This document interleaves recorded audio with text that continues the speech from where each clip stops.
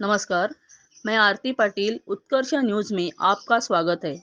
Seal आश्रम के rescue night ध्येय को लेकर मानवीय सेवाओं के लिए राज्यपाल के हाथों सम्मानित। नवी मुंबई के पनवेल स्थित सील आश्रम को महाराष्ट्र के महामहिम राज्यपाल रमेश बैस द्वारा सम्मानित किया गया।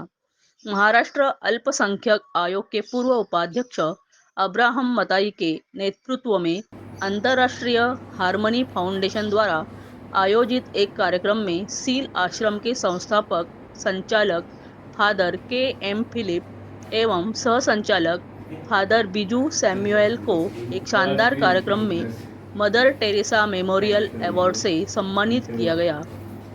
इस अवसर पर फादर बिजू सैमुअल ने संस्था के बारे में जानकारी दी। सील आश्रम पिछले 24 साल से सड़क पे पड़े हुए दीन दरिद्र कंगाल बेवारस बेसहारा लोगों के लिए सेवा कर रहे हैं। तो इन लोगों को अपन सड़क से लेके आते हैं और उनको ठीक ठाक होने के बाद अच्छा पुनर्वासन इधर करते हैं और वो अच्छा तबीयत से आने के बाद उनके घर वाले के बारे में हम शोध करते हैं और वापस उनको खो गया व्यक्ति को वापस घर पे मिला देते, पुनर्मिलन करते। तो ये कर्तव्य अभी 24 साल के अंदर 504 लोगों को वापस घर पे मिला देने के लिए सील आश्रम को भगवान ने मदद की और सड़क पे पड़े हुए सब लोग उनको घर जाना ही जाना है, उनको घर है और आश्रम में अभी 275 लोग अपने आश्रम में रहते। ये लोगों को भी उनका रियल रिश्तेदार और नातविक है, वो नातविक के पास जाना भी चाहता है लेकिन इनको बोलने के लिए याददाश्त नहीं हो पा रहे, तो इनके लिए एक सुविधा सील आश्रम कर रहा है। वो कर्तव्य के बारे में मैं आपको बताता हूँ। क्या यहाँ पर हर एक एज ग्रुप का पर्सन है या हाँ। कुछ ऐसे लिमिटेशंस है?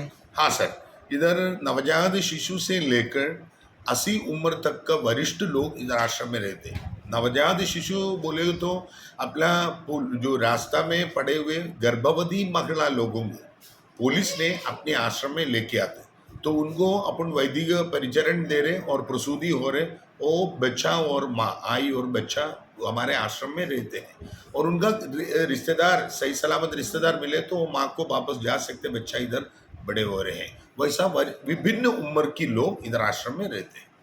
क्या ऐसे बच्चों को यहाँ पर उनके पढ़ने के लिए, उनका फ्यूचर बनाने के लिए भी आप हेल्प करते हो? यस, जरूर करते सर।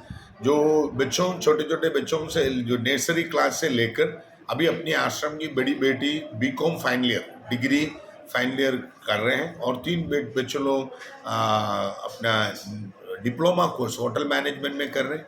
एक बेटा अभी सिविल इंजीनियर में डिप्लोमा कर रहे हैं, एक बेटी 11वीं में पढ़ रहे हैं, बाकी बच्चों स्कूल गोइंग चिल्ड्रन है, शाला में जाते विभिन्न क्लास में।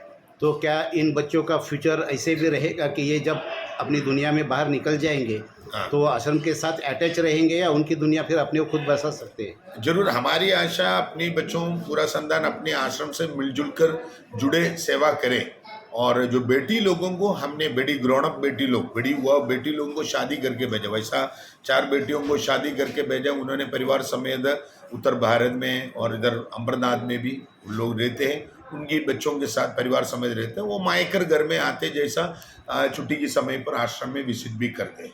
तो बेटे लोग हमारे साथ मिलजुल कर रहकर उनका परिवार के टाइम में परिवार भी बनाकर वो लोग भी हमारे साथ सेवा करना हम चाह रहे हैं। आश्रम का बहुत बड़ी स्वप्न है। फादर फिलिप हमेशा बोलते हैं सील आश्रम में सील एमडी सील बोलते तो सील आश्रम को शून्य करो, मतलब इन लोगों को सही सलामत रीति से वापस घर पे भेजो और लोग सड़क में उनको उठाओ और मदद करो। तो ये कार्य पद्धति में हम आशा रख के चल रहे हैं। तो उस कार्य को बोलने वाला एक शब्द है रेस्क्यू नाइट बोले तो रेस्क्यू, सड़क से हम लोगों को उठाते ले आ रहे, दैट इज रेस्क्यू। और इन व्यक्ति को वापस उनको घर पे पुनर्मिलन करते, वो है रीयूनाइट। तो रेस्क्यू प्लस रीयूनाइट, ये 2 अंग्रेजी पद को एक साथ मिलकर फादर फिलिप ने एक शब्द डिराइव किया है, रेस्क्यू नाइट बोले तो आज हमारा भारत देश में परंपरा की तरीका में हम जो बाल सरल है क्या, घुंघरू है क्या, आणि नाक सरल है क्या, वाला नहीं क्या, ये देखकर घूम गया व्यक्ति के बारे में शोध करता है।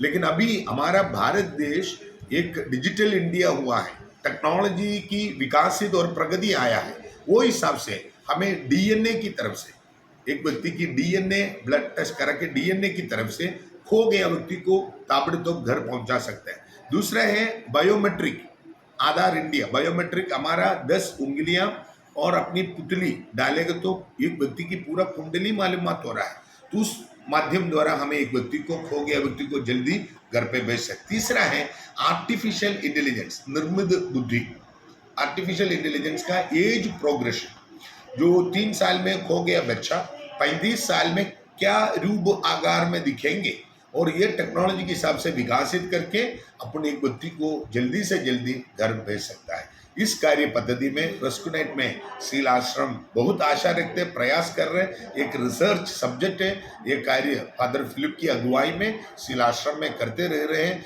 इसमें भारत देश की सरकार का बड़ी मदद हमें जरूरी है। उस कार्यों के लिए, ये स्वप्न पूरी होने के लिए हम भी प्रार्थना कर रहे हैं।